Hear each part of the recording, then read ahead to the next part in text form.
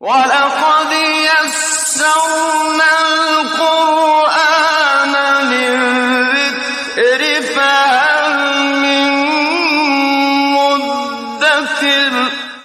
السلام علیکم ورحمۃ اللہ وبرکاتہ۔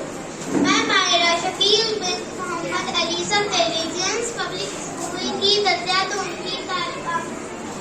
آج میں آپ کے سامنے قرآن کے بارے میں کچھ کہنا چاہتی ہوں۔ قرآن بصائر ہے، ھذا بصائر من ربکم۔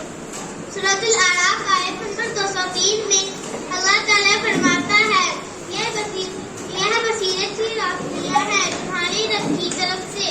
اس کے معنی یہ ہوا کہ قرآن کی ہر آیت بصیرت افروز ہے۔ قرآن انسان کے قلب کو بصیرتوں سے مالا مال کر دیتا ہے۔ قرآن